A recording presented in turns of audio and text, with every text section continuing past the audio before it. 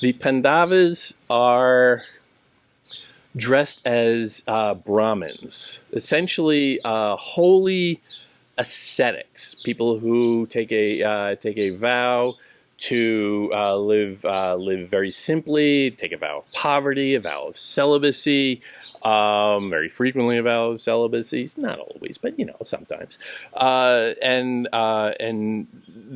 they come to the village of Draupadi, this magnificent king, and they're going to enter into a contest for the hand of the king's daughter. And at the start, you can see the text playing with some of the values at service to this event. They are in disguise, effectively. Disguise is always important. When a character wears a disguise, they are putting on an outer garment, but it is often at some irony or distinction from the inner state of their being. And that these things are meant to be considered in terms of the reality that we see and the truth within it. But the Pandavas come in, they are dressed very humbly. Nobody can recognize them. They are effectively on the run in a way.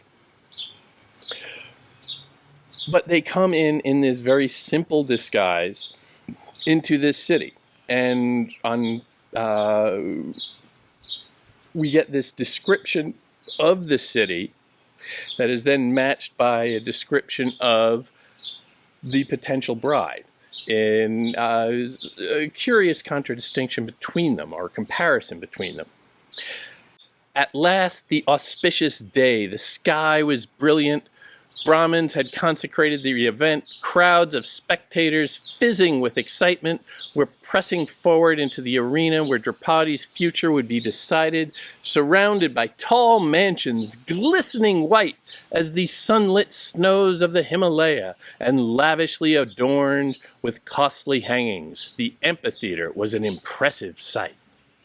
Now, from the massive entrance to the palace, Draupadi, with her brother, Drishtadyumna, walked slowly to the dais, head slightly bowed.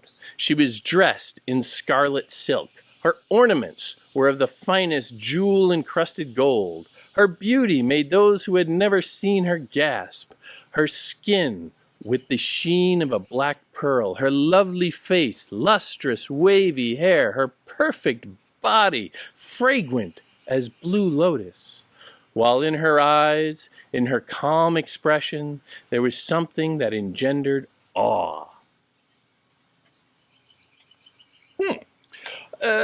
You get this gleaming exterior to the city. Tall mansions, glistening white as the sunlit snows of the Himalayas.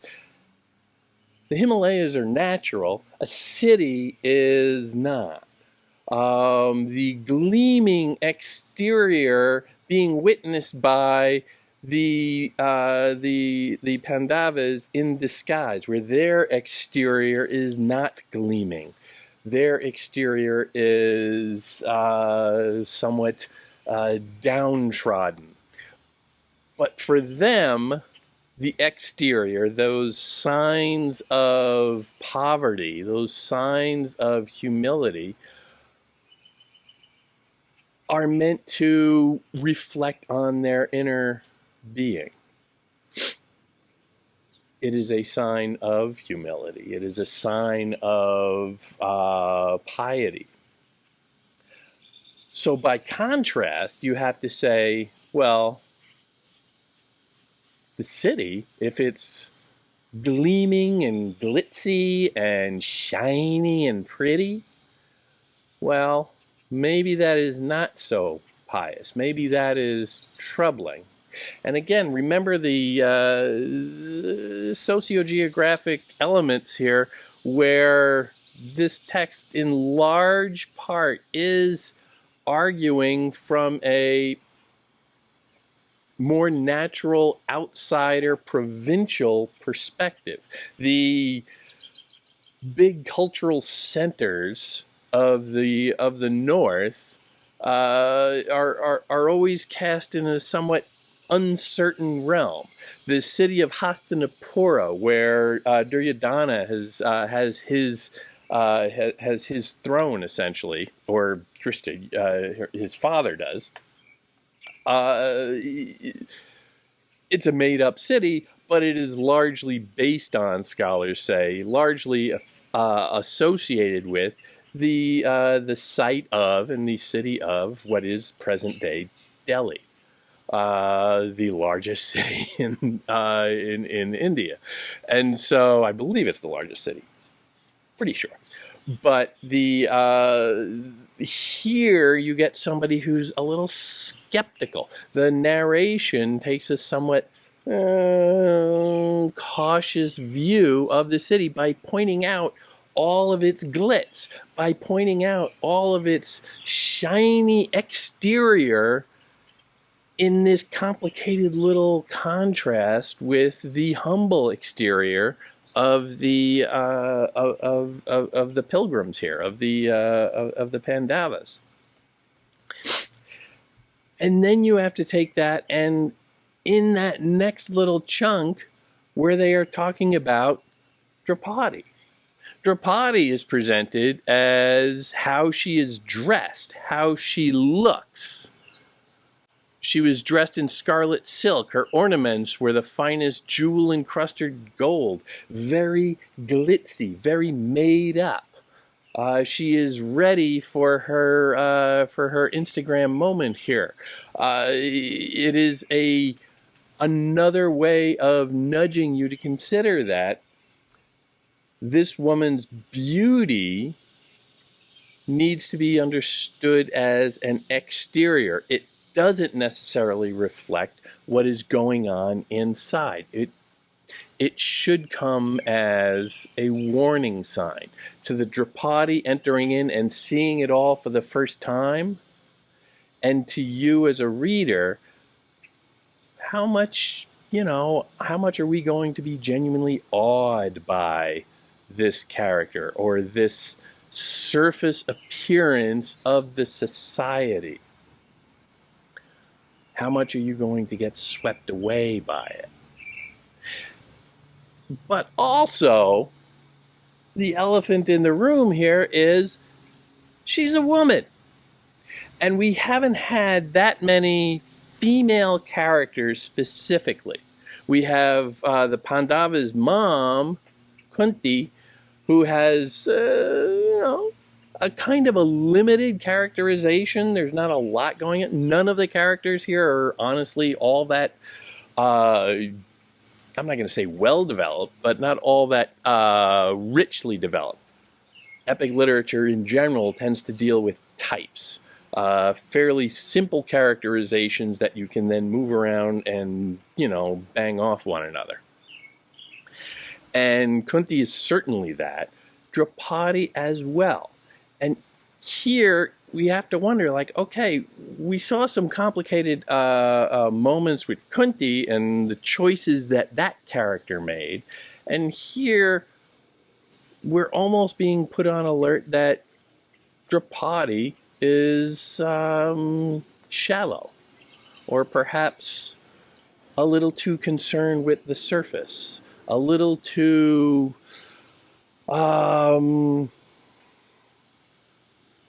superficial.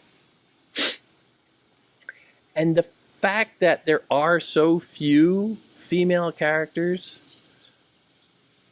leads you to assume that this is supposed to be representative, not just of a type, but that it's representative of women in general. And the type is then the entire gender. And that's troubling. When you see the text dwelling, her skin with the sheen of a black pearl, her lovely face, lustrous wavy hair, her perfect body, fragrant as blue lotus, while in her eyes and her calm expression there was something that engendered awe. She's only being described in terms of how she looks. Is that a disservice? It is a brilliant, glitzy marketing campaign. But does that do a disservice to her as a human being? Or does that do a disservice to all women who might be assumed to have those same characteristics? Because if there are no other women really that prominent so far, the human mind and the representative way that this poem is being developed, where each character sort of represents one thing. Each of the Pandava brothers has a very specific character type that they represent. Yudhishthira is the Dharma king, and he is very cerebral and a little bit fuzzy, a little bit passive sometimes. His brother Bhima is this big bullish guy. They call him Wolf Belly. He's very animalistic. He's very rough. He's very physical. Arjuna is the great warrior in line with like Achilles from the Greek tradition. They all have these set types that they are filling out, so they represent a much larger contingent of humanity. And if we only have a couple of women here, they have to bear a much greater share of that burden. They have to represent in different ways all women. Kunti perhaps represents a mother figure.